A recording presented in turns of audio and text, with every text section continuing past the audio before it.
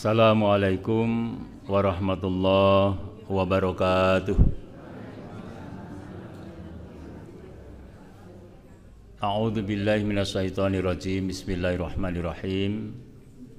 Innal hamdalillah nahmaduhu wa nasta'inuhu wa nastaghfiruh wa na'udzu billahi min syururi anfusina wa min sayyiati a'malina. May yahdihillahu fala mudhillalah wa may yudlil fala hadiyalah. Asyhadu an la ilaha illallah wahdahu la syarikalah wa asyhadu anna Muhammadan abduhu wa rasuluh la nabiyya wa la rasula ba'dah. Allahumma salli wa sallim wa barik ala nabiyyina Muhammad wa ala alihi wa ashabihi wa man tabi'ahum bi ihsanin ila yaumiddin. Qala Allah ta'ala fi kitabihil karim. A'udzu billahi minasyaitonir rajim. Bismillahirrahmanirrahim. Ya ayyuhalladzina amanu taqullaha haqqa tuqatih wa la tamutunna illa wa antum muslimun. Amma ba'd, fa ya ayyuhal muslimun usini wa iyyakum bitaqwallah faqad fazal muttaqun. Bapak-bapak dan ibu-ibu yang dirahmati Allah Subhanahu wa taala, alhamdulillahirabbil alamin. Marilah senantiasa kita bersyukur kepada Allah Subhanahu wa taala atas segala nikmat dan karunia yang dilimpahkan kepada kita, sehingga pada pagi hari ini kita dipertemukan kembali di majelis ta'lim ini dalam keadaan sehat lahir dan batin. Mudah-mudahan kesehatan ini benar-benar mampu kita manfaatkan untuk senantiasa menambah ketaatan dan ketakwaan kita kepada Allah Subhanahu wa taala. Salawat dan salam semoga dilimpahkan kepada Nabi kita Muhammad sallallahu alaihi wasallam, keluarganya, para sahabatnya serta para pengikutnya. Bapak-bapak dan ibu-ibu yang dirahmati Allah, sebelum saya menyampaikan materi, saya ucapkan selamat dulu dan barokah bahwa kemarin telah terbentuk cabang baru, pimpinan cabang Muhammadiyah Kledung. Ya, tentu embrionya juga dari Parakan ini. Masih ada beberapa pimpinan yang ngerangkep dengan PCM Parakan. Nah, itu tidak masalah kalau di Muhammadiyah, karena perserikatan ini memang perserikatan dakwah, sehingga ya biasa saja. Di Bejen, Ketua PCM Bejen juga sekaligus menjadi PDM, Ketua Pimpinan Daerah. Dan yang demikian itu banyak terjadi. Jadi sama-sama jalan, mudah-mudahan Allah memberikan ridha dan barokahnya sehingga bisa berkembang dan dakwah Islam ini bisa berkembang dengan pesat. Dan mudah-mudahan juga PCM Parakan berkembang nanti ranting-rantingnya begitu. Karena yang kita bawa ini adalah insya Allah sebuah kebenaran, maka kita harus yakin, saya yakin-yakinnya kebenaran itu harus berkembang. Ya, dengan berkembangnya kebenaran insya Allah keselamatan hidup di dunia maupun akhirat akan kita raih. Ibu dan bapak yang dirahmati Allah Subhanahu wa taala, pada kesempatan pagi hari ini saya ingin menyampaikan satu materi tentang cinta dan benci dalam perspektif Islam. Sampun nate jatuh cinta, Bu? Sampun nate? Oh, sampun nate. Bapak-bapak sudah pernah membenci? Ya, saya rasa cinta dan benci itu merupakan satu hal yang tumbuh, ya, bersamaan dengan tumbuhnya manusia. Nah, tetapi dalam perspektif Islam ini harus kita kaji supaya kita menempatkan cinta kita dan benci kita itu pada tempatnya, gitu ya, pas begitu. Ya, apa-apa kalau nggak pas memang nggak enak juga ya. Nah, termasuk cinta dan benci kalau nggak pas juga sebenarnya nggak enak gitu. Jadi karena itu maka Islam juga memberikan garis-garis tentang cinta dan benci ini. Dari beberapa buku, termasuk yang paling utama yang saya baca adalah kitabnya Ibnu Taimiyah tentang masalah cinta dan benci ini. Ya, kita ambil dari sana, meskipun sekali lagi tidak hanya satu kitab itu. Ibu dan Bapak yang dirahmati Allah Subhanahu wa taala, tentu saya tidak perlu menjelaskan pengertian tentang apa itu cinta dan apa itu benci, ya, karena semuanya sudah merasakan. Jadi kalau didefinisikan malah nanti jadi agak kagok gitu ya. Cinta pernah merasakan, benci pun pernah merasakan, ya. Nah, karena itu kita tidak perlu mendefinisikan kembali, tetapi kita sudah langsung masuk pada materi. Bahwa yang pertama, ukuran cinta dan benci itu harus sesuai dengan petunjuk Allah Subhanahu wa ta'ala. Ya. Allah berfirman di dalam surat Al-Hujurat ayat yang pertama, Ya ayyuhalladzina amanu la tuqaddimu baina yadayillahi wa rasulih wattaqullah innallaha sami'un alim. Wahai orang-orang yang beriman, janganlah mendahului Allah dan Rasulnya, dan bertakwalah kepada Allah. Sesungguhnya Allah Maha mendengar lagi Maha mengetahui. Di sini dalam ayat ini oleh para ulama, kalimat pada la tuqaddimu baina yadayillahi, janganlah kalian mendahului Allah dan Rasulnya. Artinya apa? Bahwa segala macam perbuatan kita, perbuatan itu bisa perbuatan lisan dan perbuatan anggota badan, termasuk bahkan dikatakan juga pikiran, itu tidak boleh kita laksanakan tanpa ada tuntunan dari Allah dan Rasulnya. Jadi setiap kita, perkataan kita, perbuatan kita harus dikendalikan berdasarkan Al-Quran dan Sunnah Nabi Sallallahu Alaihi Wasallam. Sehingga di situ dikatakan la tuqaddimu baina yadayillahi wa rasuli. Jangan kalian mendahului Allah dan Rasulnya. Jadi tidak kita laksanakan kecuali Allah mengizinkannya. Tidak kita laksanakan kecuali Rasul mengizinkannya. Nah, itulah ketentuan yang pertama di dalam melaksanakan suka ya atau tidak suka, cinta ataupun benci.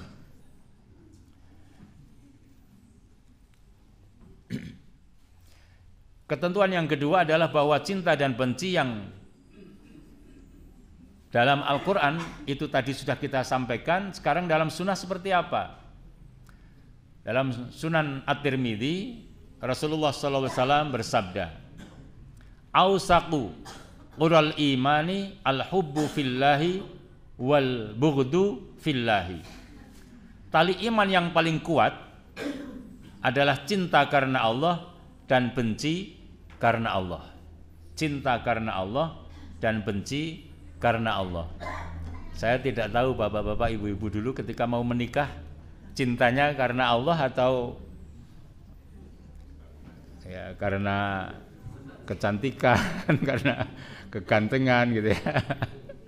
Ya, kita nggak tahu, tapi itu kan sudah masa lalu, nggak usah kita ungkit kembali ya.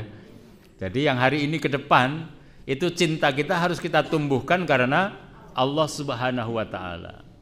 Kita tumbuhkan karena Allah. Ketika suatu saat benci pada sesuatu pun juga karena Allah Subhanahu wa taala. Nanti akan kita uraikan ya. Nabi juga bersabda di dalam hadis yang lain, Man ahabba lillahi wa abghadha lillahi wa a'ta lillahi wa mana'a lillahi faqad istakmalal iman. Barang siapa yang mencintai karena Allah, membenci karena Allah, memberi karena Allah, tidak memberi karena Allah, melarang ya, mencegah karena Allah, maka sungguh telah sempurna imannya. Atau kita katakan di sini ini imannya itu telah istikmal, jadi sudah sempurna. Jadi semua apa yang kita lakukan itu adalah karena Allah Subhanahu wa ta'ala. Kelihatannya gampang ya, tapi menanamkan Allah di hati dan pikiran kita itu kadang-kadang tidak mudah ya. Bapak dan Ibu yang dirahmati Allah Subhanahu wa taala, cinta dan benci itu pada dasarnya adalah hawa nafsu. Ya. Jadi nafsu kita itu muncul, emosi sebenarnya kan berkaitan dengan emosi. Baik cinta maupun benci sebenarnya berkaitan dengan emosi manusia. Maka Allah memerintahkan supaya kita tidak mengikuti hawa nafsu. Ya, sebab hawa nafsu ini menjerumuskan. Hawa nafsu menjerumuskan. Allah berfirman dalam surat Shad ayat yang ke-26, Ya Dawud, inna ja'alnaka khalifatan fil ardi fahkum bainan nasi bil haqqi. Kalimat setelahnya itu wala tattabi'il hawa fayudhillaka an sabilillah. Janganlah kamu mengikuti hawa nafsu. Fayudhillaka an sabilillah. Kalau kamu mengikuti hawa nafsu, niscaya dia akan menyesatkanmu dari jalan Allah. Wala tattabi'il hawa fayudhillaka an sabilillah. Ini perintahnya sebenarnya kepada Nabi Daud alaihissalam. Tapi sekarang yang menjadi perintah kepada kita juga. Karena ini ayat Al-Quran, dan Al-Quran menjadi pedoman hidup kita. Nah, kalau Nabi Daud diperintahkan, sungguhnya kami menjadikan kamu, yakni Nabi Daud alaihissalam, khalifah, penguasa di muka bumi. Kita kan juga khalifah di muka bumi ini, yang diberi tugas untuk memanage, mengatur kehidupan dunia ini supaya bumi itu menjadi manfaat, ya, manfaat untuk keselamatan kita. Jadi kalau kita memanfaatkan bumi dan kemudian justru sebaliknya bumi menjadi rusak karena kita, ya maka tidak ada kedamaian lagi, tidak ada keselamatan lagi. Tapi kalau kita mampu memanfaatkan alam semesta ini, termasuk bumi ini dengan baik, maka keselamatan, kesentosaan, kesejahteraan itu akan muncul. Nah, ini sebenarnya perintahnya kepada Nabi Daud, tetapi sekarang juga untuk kita. Ya. Fahkum bainan nasi bil haq. Ya, maka putuskanlah perkara itu di antara manusia dengan hak. Tapi perintahnya tadi wala tattabi'il hawa fayudhillaka an sabilillah. Maka janganlah kamu mengikuti hawa nafsu, karena sungguhnya mengikuti hawa nafsu itu akan menyesatkan kamu dari jalan Allah Subhanahu wa taala. Nah, kalau begitu dalam hal cinta dan benci sekalipun itu tidak boleh kecuali karena Allah Subhanahu wa taala. Ya, tidak mengikuti hawa nafsu kita. Jadi membenci juga karena Allah, mencintai juga karena Allah.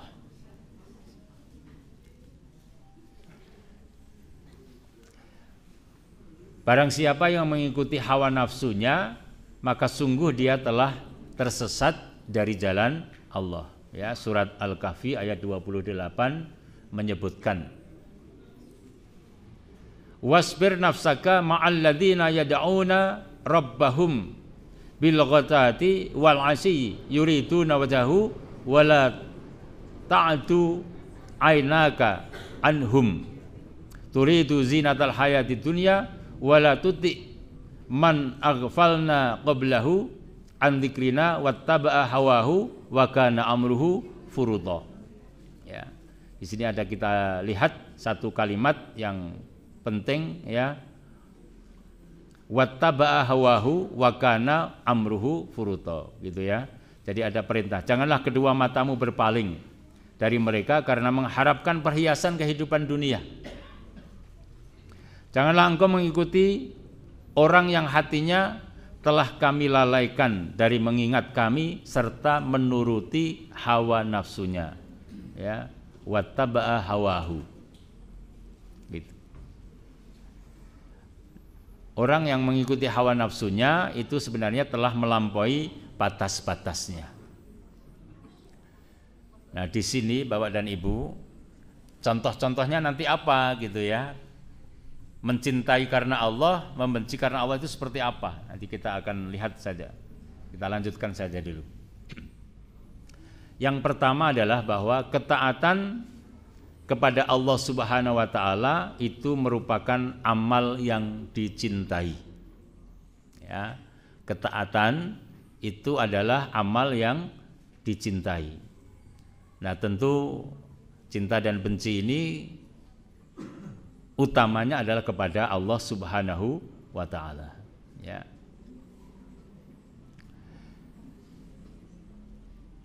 Jadi dalam pengertian syariat yang dimaksud dengan al-hubbu fillah, cinta kepada Allah Subhanahu wa taala atau cinta karena Allah Subhanahu wa taala adalah mencurahkan kasih sayang dan kecintaan kepada orang-orang yang beriman dan orang-orang yang taat kepada Allah Ta'ala karena keimanan dan ketaatan yang mereka lakukan.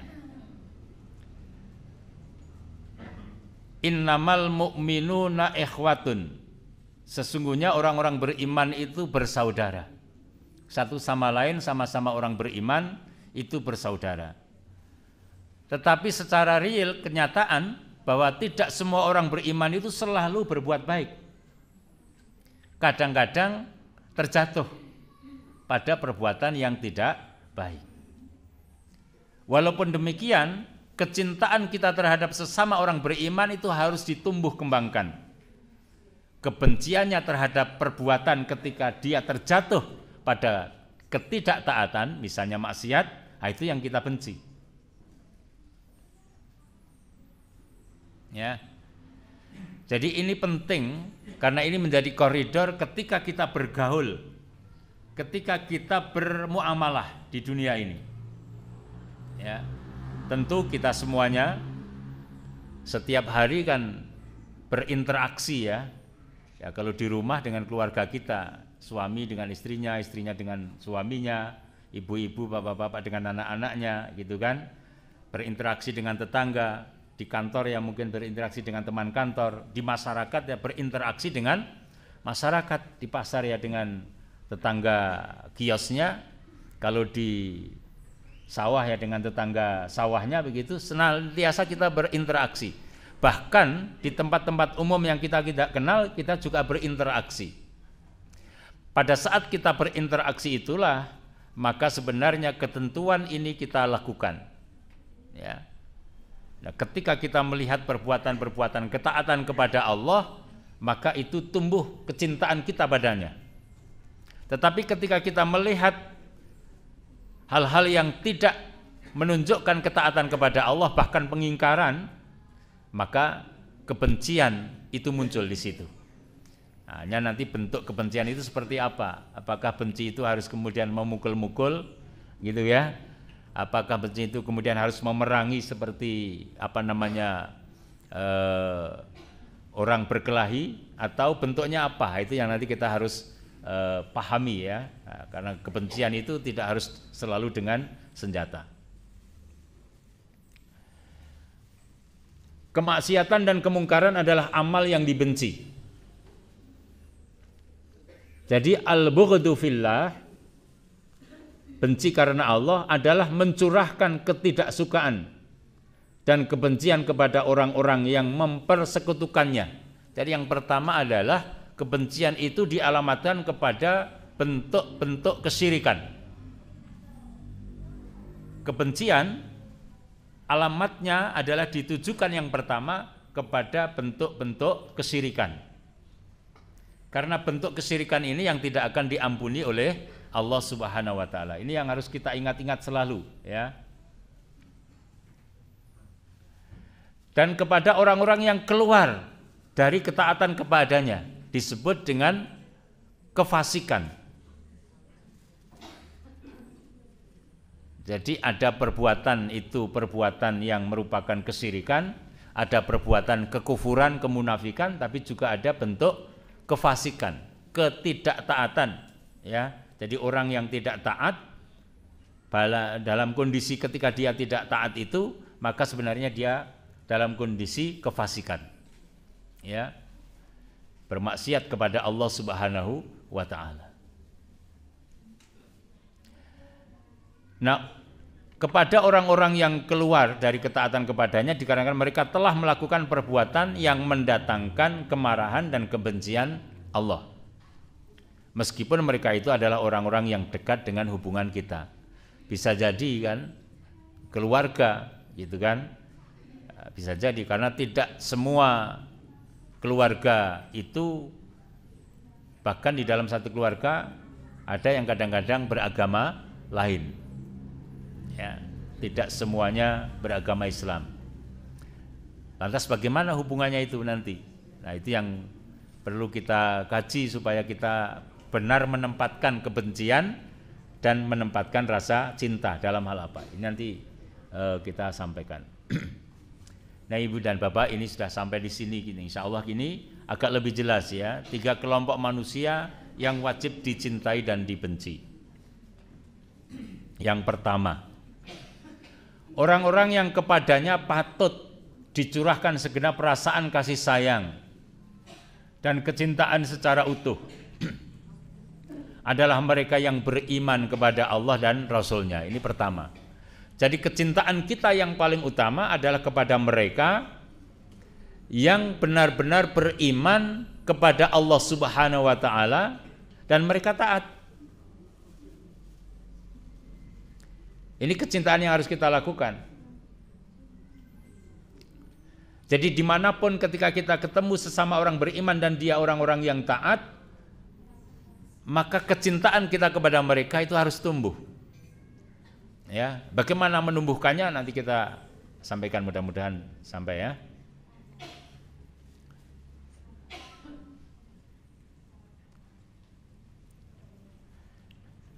Yang melaksanakan ajaran Islam dan tonggak-tonggaknya dengan ilmu dan keyakinan yang teguh. Jadi orang-orang yang taat ya, beriman, taat karena melaksanakan ilmunya dan tonggak-tonggak ataupun basis-basis keimanan yang kokoh. Mereka ini adalah orang-orang yang mengikhlaskan segala perbuatan dan ucapannya hanya kepada Allah semata. Orang-orang yang hatinya ikhlas. Nah, padahal ikhlas itu kan ada di dalam batin. Sulit untuk kita terka kan? Sulit untuk kita terka. Tetapi mungkin ada, bisa kita rasakan ketika kita berinteraksi dengan seseorang. Ini orang nampak ikhlas atau tidak, itu ada perasaan yang bisa mungkin kita rasakan. Walaupun sesungguhnya pasti tidak bisa kita terka dengan sebenarnya, gitu kan? Dulu kan pernah ada orang mati syahid, semuanya para sahabat juga menyangka dia mati syahid, tetapi ternyata oleh Rasulullah diberitakan bahwa dia tidak mati syahid. Kenapa? Karena ternyata dia ingin dianggap sebagai seorang syahid, bukan karena Allah Ta'ala. Gitu kan? Padahal dia sudah meninggal. Orang semuanya menyangka dia mati syahid. Tapi ternyata Rasul memberitakan dia tidak mati syahid. Kenapa? Karena ternyata dia ingin ya dianggap oleh orang lain sebagai syahid, sebagai syuhada. Karena itu Ibu dan Bapak, ini penting juga saya sampaikan, ketika kita berdoa kepada Allah Subhanahu wa taala, mungkin kita meminta kepada Allah Ta'ala, nanti kalau saya meninggal ya husnul khotimah yang begini gitu kan. Tetapi kadang-kadang muncul pula pada saat kita berdoa itu, ini karena saya mengaji beberapa buku ya, pada saat kita berdoa itu ada muncul pula supaya nanti orang lain itu ketika melihat kita meninggal itu tidak mencela. Wah, itu meninggal dalam keadaan ngaji, orang lain tidak mencela gitu. Harapannya itu bukan kepada Allah gitu loh, tapi supaya orang lain yang masih hidup itu menganggap dia husnul khotimah karena meninggal pada saat mengaji. Padahal kita berdoa memang supaya itu, tapi munculnya bukan kepada Allah Ta'ala. Ini hati-hati di sini ya. Ada riya, ada unsur riya. Ya, semua kita menghendaki husnul khotimah, meninggal dalam keadaan betul-betul baik di akhir hidup kita itu ya. Kalau kemarin saudara kita itu ya, Masya Allah ya, sempurna rasanya gitu ya. Sudah kira-kira kalau orang berangkat Jumat itu kan ya sudah mandi bersih-bersih ya kan, mandi besar gitu kan. Sudah jadi khotib, sudah jadi imam Jumat ya, sudah sempat berzikir rampung, sudah sempat sholat sunat rampung ya kan, sudah berwasiat ya untuk anak-anaknya ya supaya istiqomah beribadah. Setelah begitu baru meninggal dunia, rasanya sempurna ya. Tentu semua kita pengen seperti itu. Maka ketika kita berdoa gitu ya, ini yang penting, bagaimana menghadirkan Allah Ta'ala tanpa ada unsur riya ya. Sebab seperti kasus tadi seorang sahabat itu ya, di kalangan di zaman Nabi Shallallahu Alaihi Wasallam, orang mati syahid, orang menganggap dia mati syahid, tapi ternyata Rasul mengatakan tidak, karena dia meninggal itu memang ingin dipuji orang sebagai seorang syuhada, sebagai seorang syahid. Nah, ini hati-hati ya. Nah, ini kelompok yang pertama yang kita harus tumbuhkan rasa cinta kepadanya. Hati ini kita pautkan kepadanya, kita tautkan kepadanya cintanya itu. Suami, istri, dan seterusnya ya, anak-anak harus kita kenalkan ini. Jadi kecintaan kita yang paling dalam, kecintaan kita yang paling tinggi adalah kita tambatkan itu, kita berikan ya, kita semaikan cinta itu kepada orang-orang beriman yang taat kepada Allah dan menampakkan keikhlasannya untuk taat kepada Allah Subhanahu wa taala. Ini yang kemudian innamal mu'minuna ikhwatun. Ya, maka karena yang begini ini dibutuhkan sebuah kejujuran, dibutuhkan objektivitas kita betul-betul karena Allah. Sulit loh objektif itu, nggak gampang gitu ya. Objektif itu nggak gampang ya. Jadi melihat betul-betul apa adanya, cerita apa adanya sesuai dengan. Kadang-kadang kalau orang berdagang, mohon maaf ya, yang para pedagang, tidak hanya berdagang ini, saya hanya mencontohkan berdagang supaya lebih mudah mencontohkannya. Supaya dagangan laku itu kadang-kadang harus berbicara yang tidak jujur terhadap barang dagangan atau jasa yang kita ingin sampaikan. Nah, ketidakjujuran ini yang tahu kan hanya dirinya sebenarnya. Disitulah betul-betul fungsi keimanan kita. Ya, hati-hati. Mungkin bisa dagangannya laku, tetapi karena ketidakjujuran maka tidak berkah. Ya. Petani juga demikian terjadi ya. Petani juga rebutan air gitu ya, untuk mengalirkan air. Kadang-kadang juga begitu. Tidak hanya itu, bahkan mereka para pegawai yang di kantor pun juga terjadi demikian. Ya. Rebutan jabatan, rebutan karir gitu kan. Teman-temannya yang memang betul-betul baik itu diberitakan tidak baik, ya, entah berapa persen gitu, supaya kemudian teman-temannya yang lain kurang menyukainya. Persaingan itu terjadi dalam dunia kita ini, ya.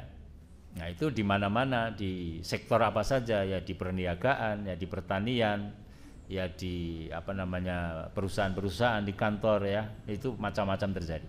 Karena itu untuk hal ini membutuhkan kejujuran, membutuhkan objektivitas kita yang benar-benar hanya karena Allah. Jadi, kalau bukan karena Allah itu agak sulit untuk jujur itu. Ini hati-hati juga yang punya sekolahan, ya, yang punya perusahaan, mau memamerkan, mau melakukan lembaga miliknya, sekolahannya dan sebagainya. Kadang-kadang ketika mempromosikan harus merendahkan sekolah lain, perusahaan lain. Tidak boleh demikian. Ya. Ketika menjatuhkan perusahaan lain, ketika menjatuhkan sekolah lain, supaya orang tertarik pada sekolah kita, pada perusahaan kita, pada saat yang demikian kita sesungguhnya telah membohongi diri sendiri, dan itu bukan ketaatan kepada Allah. Itu yang menjadikan tidak berkah. Ya. Unsur kebaikannya menjadi hilang. Ini harus hati-hati ya. Kok jadi sulit banget hidup Pak Mamun gitu ya. Ya, memang hidup ini agak sulit ya. Tapi ya nggak usah disulit-sulit sekali gitu ya. Take it easy kata orang sono itu ya. Cari gampangnya aja gitu ya. Tetapi setelah pengajian ini ya harus berusaha ya. Harus berusaha sedemikian rupa objektif kita, jujur kita untuk mendatangkan ketaatan kepada Allah dengan sebenar-benarnya. Ini kelompok yang pertama ya, yang harus kita cintai. Ya. Kalau kita melihat istri begitu, kita melihat suami juga begitu ya, tampak ketaatannya tinggi gitu ya. Ya itu harus kita cintai, tumbuhkan rasa cintanya berlebih gitu loh, ya. Jadi jangan istri yang semakin taat kepada Allah malah semakin dibenci, jangan. Atau sebaliknya, suami yang semakin taat kepada Allah untuk mencari rezeki yang halal atau thayyiban walaupun mungkin pendapatannya tidak sebesar ketika melanggar itu, ya tetap harus semakin tinggi kecintaannya kita para istri kepada suami itu. Jangan malah kemudian dibalik, karena pendapatannya berkurang maka kemudian dibenci, jangan. Ini menempatkannya itu begitu, ya. Ini kalau kita serempet ke pemilu juga begitu, nanti memilih pemimpin juga begitu ya. Tapi saya nggak akan ke sana, nanti tak jadi rame. Gitu ya. Gitu. Nah, yang kedua, ya. Orang-orang yang dicintai dari satu sisi tapi sekaligus dibenci pada sisi yang lainnya adalah mereka yang mencampur adukkan antara amalan yang baik dan amalan yang buruk. Tadi yang saya sampaikan, ada orang beriman, kita sama-sama beriman, tetapi terkadang orang beriman itu terjatuh pada kemaksiatan. Maka dalam kondisi yang demikian, cintanya kepada orang itu karena keimanannya, tetapi benci kita berikan karena perbuatannya. Gitu. Saya ulangi di sini supaya tidak keliru ya. Ketika orang-orang sama-sama beriman, kita ini orang beriman semua, dan keluarga insya Allah juga beriman semuanya, maka suatu saat yang namanya manusia bisa terjatuh pada kemaksiatan, bisa terjatuh kepada ketidaktaatan kepada Allah Ta'ala, ya, kekhilafan. Maka cintanya tetap kita berikan karena keimanannya, dia sebagai seorang mukmin, tapi kebenciannya kita berikan karena perbuatannya. Jadi bencinya kepada perbuatannya. Nah, di situ lantas bagaimana nanti fungsinya? Kita lihat nantinya ya. Nanti akan kita sampaikan. Dalam kondisi yang demikian lantas apa yang kita lakukan? Nanti kita sampaikan. Orang yang semacam ini haruslah dicintai dan dikasihani dengan kadar kebaikan yang ada pada diri mereka, dan di sisi lain dibenci serta dimusuhi sesuai dengan kadar kejelekan yang ada pada diri mereka. Ya. Kalau dimusuhi itu apa maknanya, nanti jangan kemudian selalu terbayang dengan kekerasan ya. Nah, ini nanti khawatir saya juga mengaji semacam ini, memusuhi itu harus selalu dengan kekerasan ya, tidak ya. Nanti kita, karena ada fikihnya, amar ma'ruf nahi mungkar itu ada fikihnya, ada tata caranya. Ya, pemahaman para ulama terhadap amar ma'ruf nahi mungkar ada tata caranya. Nah, ini yang ketiga, ini yang penting juga dalam kehidupan kita. Orang-orang yang kepadanya wajib dicurahkan kebencian dan permusuhan secara utuh dan menyeluruh adalah orang-orang yang nyata-nyata tidak beriman kepada Allah Subhanahu wa taala dan Rasul-Nya, sekaligus memusuhi kaum muslimin. Termasuk di dalamnya adalah orang-orang yang nyata-nyata berbuat syirik, ahli bid'ah yang sesat dan menyesatkan umat. Tapi ada catatan penting di situ. Kita tulis ya, ini supaya tidak keliru, nanti khawatir saya. Kalimat ini saya khawatir gitu. Ya, catatan pentingnya adalah terhadap orang-orang kafir yang tidak mau menerima ajaran Islam setelah kita berdakwah kepada mereka, sementara mereka tidak menunjukkan permusuhan kepada orang-orang Islam, maka masih dibenarkan kita bermuamalah keduniaan dengan mereka. Ya, surat Al-Mumtahanah ayat 8 menunjukkan itu. Ya, saya ulangi, surat Al-Mumtahanah ayat yang ke-8. Jadi kita boleh bermuamalah, berdagang dengan mereka boleh, ya, bertetangga dengan mereka boleh, memberi hadiah kepada mereka boleh, gitu ya, sepanjang mereka tidak memusuhi dan tidak nyata-nyata memusuhi secara fisik maupun verbal kepada orang-orang beriman. Gitu. Jadi tetap Islam ini mengajarkan kepada kita hidup rukun. Betapapun dalam satu kampung misalnya, RW, RT misalnya, beraneka ragam keimanannya. Ya, tetap kita diperintahkan untuk hidup rukun. Kecuali apabila seorang mukmin itu diintimidasi, dimusuhi, bahkan sampai kepada secara fisik, maka orang-orang beriman wajib membela dirinya. Jadi ketegasannya Islam semacam itu. Kalau sudah pada keyakinan lakum dinukum waliyadin, tetapi koridornya jelas ya, untuk hal-hal yang sifatnya itu tidak ada permusuhan dalam hal keduniaan masih dibolehkan itu. Nah, di sini pentingnya kita kemudian paham ya, di mana kita harus memberikan toleransi, di mana kita tidak lagi boleh memberikan toleransi. Itu harus jelas gitu. Ya. Mereka pergi ke tempat peribadatan mereka, ya kita silahkan, dibolehkan, monggo silahkan gitu. Sebagaimana kita ketika pergi ke tempat peribadatan kita, misalnya di masjid, musala, ya jika harus bebas, sama gitu. Ketika mereka mau berdagang dengan kita dan mereka tampak jujurnya, maka kita juga harus bisa berdagang dan menunjukkan kejujuran sebagai seorang mukmin, sebagai seorang muslim. Boleh, tidak ada larangan. Ya. Hanya yang tidak dibolehkan itu kalau kemudian memusuhi, apalagi sampai ke fisik, ya, apalagi sampai ke fisik. Ya. Nah, ini yang langkah-langkahnya supaya kita memberikan solusi ya, bagaimana langkahnya supaya bisa memupuk rasa cinta baik dalam keluarga maupun kepada tetangga dan juga kepada yang lain. Yang pertama adalah memberitahukan kepada orang yang kita cintai. Suami kepada istri, istri kepada suami, orang tua kepada anak, anak kepada orang tua, kepada kakak, kepada adik, kepada tetangga, ya, kepada teman kerja, sampai juga kepada para pemimpin. Kalau kita rakyat, kalau pemimpin sampai juga kepada yang dipimpin. Tunjukkan ya, kecintaan kita itu kita tunjukkan. Beritahukan bahwa kita mencintai mereka. Tentu kecintaan itu adalah karena Allah Subhanahu wa taala, karena dibimbing oleh Allah taala melalui Al-Quran dan Sunnah Rasulullah Sallallahu Alaihi Wasallam.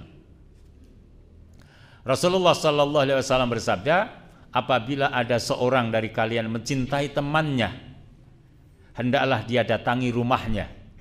Disuruh sonjo, sonjo tahu ya, bersilaturahim, dan menghabarinya bahwa ia mencintainya. Jadi kita juga suruh memberitahu supaya orang juga tahu bahwa sesungguhnya kita mencintai mereka, dan itu kita tunjukkan. Kita tunjukkan dengan senyuman kita, ya, ramah kepada mereka, gitu ya, santun kepada mereka, itu sebagai satu wujud dari kecintaan kita kepada mereka. Ini hadis diriwayatkan oleh Ibnu Mubarak. Ya. Jadi kalau ketemu tidak melengos misalnya, dalam surat Luqman, nanti silahkan dibuka ya, Surat Luqman dibuka di awal-awal itu ayat 1 sampai kira-kira ayat ke-18 lah begitu. Itu ayat-ayat yang berkaitan dengan bagaimana kita bersikap sesungguhnya. Wala tusair khaddaka linnasi wala tamshi fil ardi marha. Gitu kan? Wala tabghil fasada fil ard. Ya. Nah, itu antara lain. Jadi kita tunjukkan bahwa kita mencintai mereka. Kadang-kadang kalau kita punya sesuatu yang pantas kita hadiahkan, ya hadiahkan kepada mereka. Bukan hanya itu, bahkan orang yang berkorban ketika Idul Kurban pun boleh memberikan sebagian dagingnya itu untuk hadiah kepada orang yang bukan Islam. Sebagai hadiah, sebagai bagian dakwah kita, itu boleh. Ya. Ini perlu kita sampaikan supaya pemahamannya semakin luas gitu ya. Tentu tidak hanya kepada mereka saja, sementara kemudian yang lain tetangga kita yang mukmin muslim malah tidak diberi, ya tentu tidak demikian. Jadi kalau kita punya kelebihan, berikan pada mereka. Ya. Ini untuk memupuk rasa cinta kita. Kalau benci perlu dipupuk apa tidak? Nggak usah ya.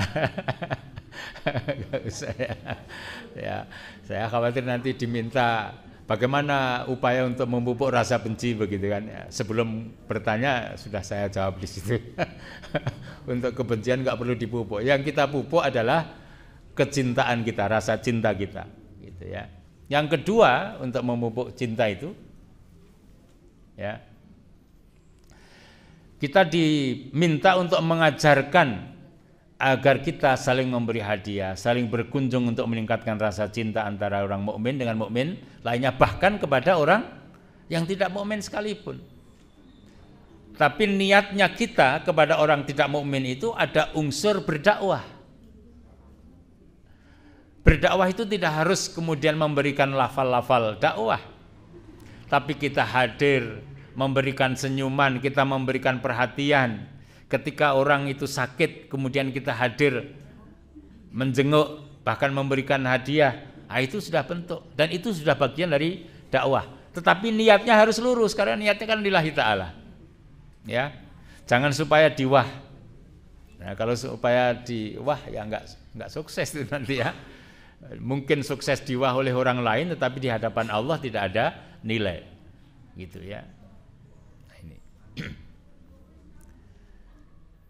ini penting sekali ini ya.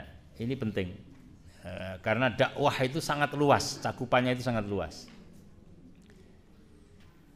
Meskipun bisa jadi terhadap sesama mukmin tapi berbeda pandangan, bisa terjadi kan? Mungkin satu saat pernah agak bersih tegang ketika berbeda pandangan.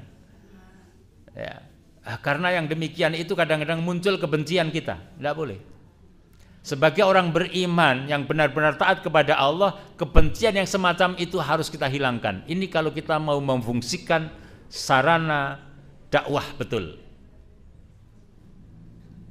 Jadi tidak ada muncul kebencian. Kita berikan hadiahnya lillahi ta'ala, kita berikan senyuman kita lillahi ta'ala, kita berikan perhatian kita lillahi ta'ala. Ini yang penting sekali. Jadi kita sifatnya itu merangkul semua pihak. Tentu kapasitasnya berbeda-beda ya. Semakin ketaatannya tinggi, semakin sama, rangkulannya semakin erat, kan gitu. Tetapi merangkul itu semua. Kepada mereka yang mungkin ketaatannya kurang, ya rangkulannya renggang-renggang gitu. Kita umpamakan semacam itu. Tetapi tetap semua kita rangkul. Jangan kemudian bahkan dijauhi. Kalau dijauhi maka dakwah tidak berfungsi kembali. Ya, mengajaknya tidak berfungsi kembali. Jadi harus kita tarik mereka. Kita rangkul betul mereka, orang-orang yang meskipun dalam pandangan kita dia jauh dari kita. Ini agak berat ya dakwah seperti ini ya. agak berat. Tapi begini Bapak dan Ibu, saya ingin mencontohkan begini. Bapak Ibu yang sudah kagungan putra gitu, tentu rasa cinta kepada anak itu tinggi sekali. Betul tidak? Tapi ketika anak kita salah, mau kita biarkan atau kita nasihati? Kita nasihati. Ketika kita menasihati itu karena kebencian atau karena lillahi ta'ala? Menghendaki dia baik. Karena itu lakukanlah nasihat dengan cara yang baik. Nah, begitu pula terhadap orang lain. Bisa tidak? Nah, itu banyak pertanyaannya. Ya. Sesama orang. Ini Nabi mencontohkan begitu. Coba bayangkan Nabi itu berdakwah ke Taif, berdakwah ke Aqabah. Harapannya mendapatkan sambutan yang sangat baik karena banyak keluarga di sana, tetapi ternyata justru sebaliknya, dilempari, ya, dijelek-jelekan. Apa yang beliau lakukan? Beliau masih tetap mendoakan agar di antara mereka anak turunnya nanti bisa menerima Islam. Itu Masya Allah. Nah, itu contoh kita, teladan kita. Nah, itulah dakwah. Memang berat, ya, memang berat. Kadang-kadang kita sudah memvonis, wah, nek begitu itu pasti nggak bisa. Mengapa kita mendahului Allah dan Rasulnya? Padahal tadi kalimat itu, ya ayyuhalladzina amanu la tuqaddimu baina yadayillahi wa rasulih. Surat Al-Hujurat ayat yang pertama. Jadi yang memberikan petunjuk itu bukan kita, Allah Ta'ala. Coba Bapak dan Ibu yang dirahmati Allah Subhanahu wa Ta'ala, mestinya kita dengan Abu Jahal, dengan Abu Thalib itu lebih kuat mana seandainya mereka berdua itu beriman? Mestinya mereka. Kenapa? Abu Thalib, Abu Jahal itu kan pamannya Nabi, ya kan? Kan lebih dekat dari sisi nasab, lebih dekat dari sisi waktu, zaman, ya kan? Fasilitas lebih dekat. Tapi kenapa sampai meninggal dunia baik Abu Jahal maupun Abu Thalib tidak dalam keadaan Islam? Sungguh itu menunjukkan kepada kita bahwa hidayah itu benar-benar Allah yang memberi, bukan kita. Kita ini jauh dari Nabi, waktunya jauh, 15 abad yang lalu, ya kan? Nasab tidak ada, ini ada yang turunan Nabi? Nggak ada ini. Ya, kalaupun ada mungkin alhamdulillah. Ya. Tapi kita beriman kepada Allah dan Rasulullah. Sungguh itu adalah petunjuk Allah yang memberikan. Karena itu jangan pernah kita menganggap, memvonis orang yang begini dan begitu itu pasti nggak bisa kita dakwahi. Apalagi kemudian palahkan ditumbuhkan rasa kebencian. Jangan. Ini bertentangan dengan nilai-nilai dakwah. Jadi tetap tumbuhkan rasa cinta. Nah, yang ketiga, kok sudah jam 7 ini? Yang paling dianjurkan adalah agar kita saling mendoakan dengan saling menebar salam, sebagaimana yang disebutkan dalam sebuah hadis bahwa Rasulullah Shallallahu Alaihi Wasallam bersabda, tidaklah kalian masuk surga sehingga kalian beriman, tidaklah kalian beriman sehingga kalian saling mencintai. Maukah kamu aku tunjukkan tentang sesuatu yang apabila kalian melakukannya akan saling mencintai? Sebarkanlah salam di antara kalian. Jadi ucapan assalamualaikum itu adalah merupakan bagian penting dalam kehidupan kita sesama orang beriman.